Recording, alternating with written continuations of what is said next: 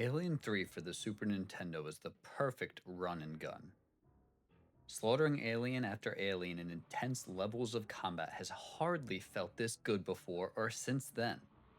The detailed and atmospheric pixel art, militaristic soundtrack, and action oriented gameplay make it a near perfect run and gun. Except, it isn't a run and gun, and this is where the game developers tossed whatever potential they had off the proverbial cliff.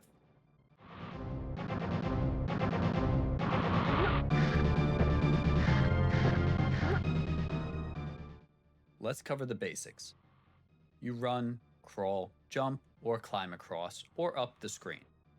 You can shoot while you move and shoot in all directions, which is a nice touch. Your weapon loadout, while not super varied, is sufficient. Pulse rifle, grenade launcher, and a flamethrower. Enemies aren't too difficult to dispatch, so there's that. Upon starting a level, you must first seek out a terminal to identify and select an objective. Then you go accomplish the objective, return back to the terminal, and choose your next objective. It's pretty cool the developers let you choose the order of attack, but don't hold your breath enjoying the bliss of freedom of choice too long as this all falls apart. You start out rescuing hostages, repairing pipes, repairing electrical systems, and moving components to where they need to go. All well and good until you realize every single level has essentially the same objectives. It's like the developers copied and pasted the objectives, titled them differently, and went out to Denny's to get the early bird special on Moons Over My Hammy. Couple that with the slog of having to track down the objective's location, handle the task, and then backtrack to the terminal every single time, amidst an endless flurry of enemies. That's right, endless. Enemies respawn like it's bunny mating season, and someone is playing the dulcet tones of Barry White. You can't even flee an enemy briefly because those few frames will cause new enemies to reset and start sprinting your way. Ammo is reasonably plentiful, but not for an endless swarm of enemies, leaving you in a very risky situation should you not be much more conservative with your trigger finger. At times, you almost need to attempt to leap over the aliens to save ammo. Speaking of leaping, what did Ripley do before heading out in a Nostromo? Compete against Jackie Joyner in the Olympics? Ripley clearly ate her Wheaties because she has no trouble jumping over aliens, or long distances. In fact, she appears to almost float during her jumps. She and the Chappelle Show's Prince should have competed in that basketball game for that pancake breakfast, not Charlie Murphy. The later levels increase the enemy and egg counts, making the repetition of objectives all the more frustrating. In fact, I think it might be more fun to play a match game like a child with the objective titles than crawl through any more of those duck systems.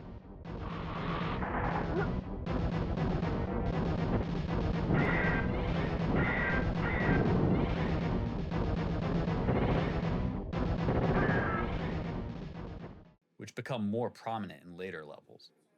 Prominent to the point where your initial terminal isn't even nearby. You have to go through a nightmare maze of ductwork to get to the terminal, and then come right back to accomplish some missions. And you can only view the blueprints to each level from a terminal.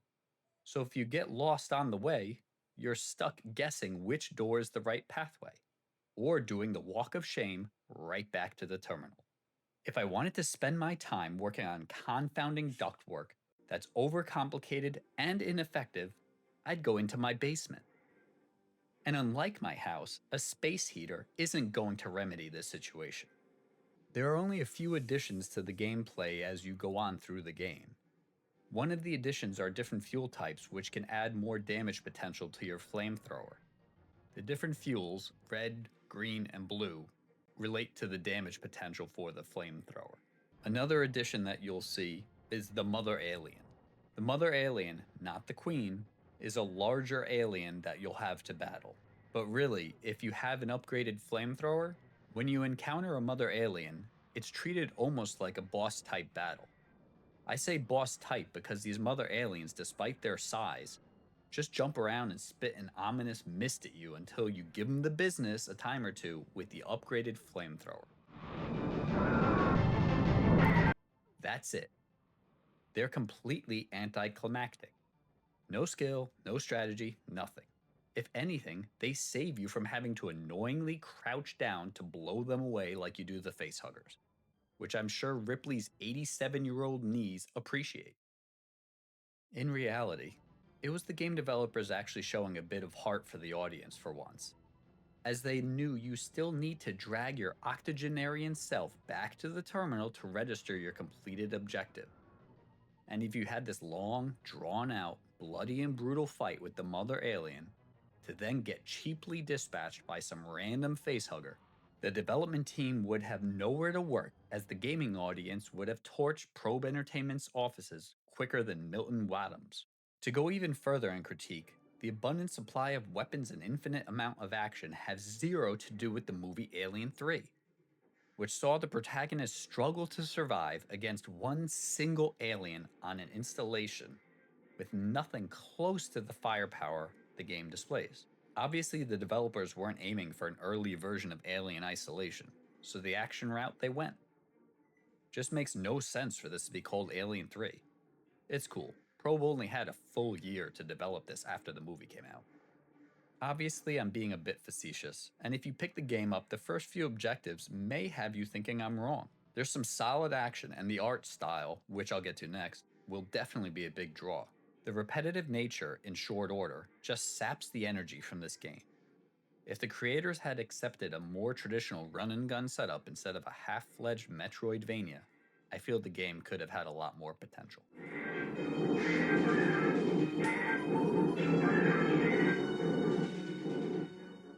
Now, I do want to talk about the art style, and I'm going to start with something negative, because why not? It was challenging to make a review video for this game, as every level is nearly the same in appearance. The layouts of the levels vary, but what you see in the first level is essentially what you'll see in the 5 other levels outside of a couple doors that lead outside of the complex for an environment change. I get that a penal colony on some undesirable planet probably didn't hire an interior decorator, but it just continues to add to the repetitive nature of the game. That said, the artwork and environmental atmosphere are fantastic. Huge selling point for the game. In fact, I chose to play this game and ignore review concerns primarily because I actually enjoyed the David Fincher directed movie, although I wish a version existed that removed the studio interference. And I convinced myself that something this good looking and atmospheric can't be so frustrating. I guess I should have listened to the old adage of don't judge a book by its cover.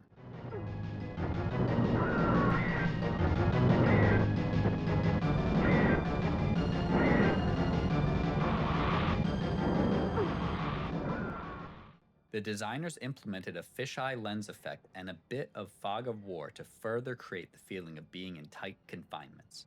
The use of the fisheye lens effect is a bit of a cheat to create atmosphere. And considering the constant onslaught of enemies, there really isn't time to build tension as action remains prevalent. Parallax scrolling is used to decent effect in certain parts of the levels, and is admittedly fairly breathtaking. Once again though, I wouldn't mind being able to actually enjoy this scene if I could actually get a second to not have to continually fight aliens. The character sprites more than accomplish the mission. I've seen some complaints about the animations of the aliens, but the action moves too fast and too heavily to really focus on that too much. Ripley rocks the overall bald, badass aesthetic of Sigourney Weaver from the film, so that's definitely a plus too. For the graphic development of the game, credit goes to Nick Thunderthighs Broody. He did an admirable job here and definitely deserves some kudos. He also worked on the Genesis version of Aladdin and Earthworm Jim, so the man deserves some props. In the sound department, the music has a militaristic vibe going on, and it strongly enhances the experience. Another positive. The music further elevates each level along with the art style. In addition, the sound effects of the pulse rifle and flamethrower are a pleasure and aid in the satisfaction of alien eradication.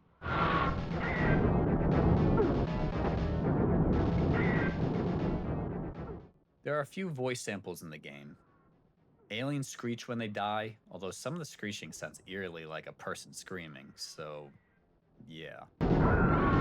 Hostages call for help when you're nearby, which helps you actually find them. But the best soundbite inclusion, oddly enough, is on the Game Over screen, which has Bill Paxton's famous Game Over, man. Game over, man. RIP to a fantastic actor, and kudos to the developers for including that iconic line. And yes, I fully realize the line is from Aliens, not Alien 3, but ask me if I care. Go ahead. Nope. With regard to story, the initial cinematic really is great and sets the stage for the story of the game. It shows Ripley in stasis, shows the facehugger, and shows her land on the planet. Pretty cool stuff and sets a high bar for what's to come.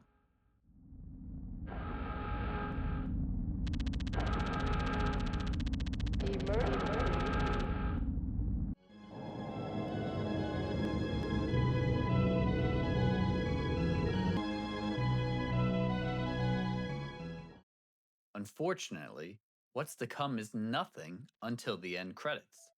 The game goes straight to objective mode for the entirety of the game, with zero plot development from level to level. Zero. Nothing. Nada. There really is no purpose to even separate the levels outside of creating passwords so you don't have to beat the game in one sitting. The end cinematic is a decent treat, showing the alien queen being pushed to her death. Now, anyone who has seen the movie will immediately recognize that the alien queen scene is closer in relation to the movie Aliens. Once again, not Alien 3. I really do question why this was titled Alien 3. And caution, another spoiler alert. The game does follow the actual end of the movie Alien 3, with Ripley plunging to her death to prevent the escape of the chest burster inside of her. This is all well and good, except there was no attempt at creating any tension during the entire game in relation to this plotline. The plot of the chest burster growing inside of her? Gone. The plot of any side characters? Non-existent.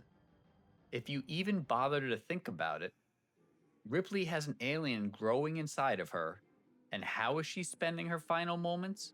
Welding pipes and fixing electricity. In her final moments, Ripley decided to renovate a penal colony. Now, when it comes to game-life balance, I'm not going to beat around the bush. It's a crap show here.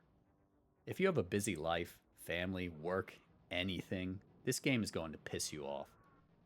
Each level takes about an hour to complete.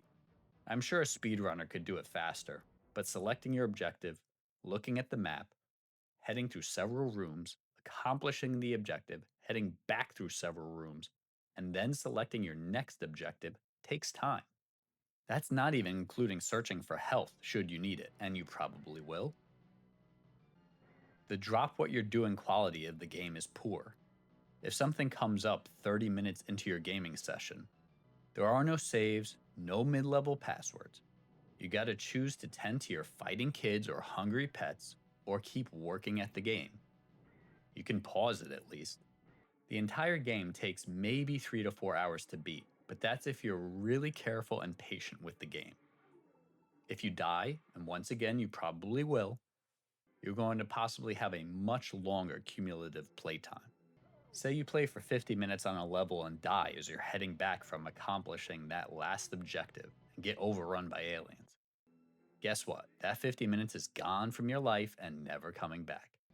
If I had a swear jar in my house for the number of times I died 20 to 30 minutes into a level, I'd be taking my family to Hawaii right now instead of making this video. The game can be very difficult if you aren't intensely careful with every step you take. If you slowly lunge walk through the entire game and go frame by frame, you'll be okay. Maybe. What fun is that? Play like a normal human and you're going to die. A lot. You'll have to really love that game over animation. The game offers little to no reason to replay too. The objectives, as mentioned, literally repeat for every single level. There's little variation to the game and little joy to what you're doing after the initial luster wears off. I can't see coming back to this one. The game is on the relatively affordable side if you're going to pick up a cartridge, $20 to $30 according to price charting. With that said, you're paying $20 to $30 to appreciate the art style and atmosphere and get really pissed off at the often unfair and not fun gameplay. In conclusion, does Alien 3 have short game energy? No. I very much enjoy and love the first three Alien movies, but this game feels more like a proof of concept than a full fledged game.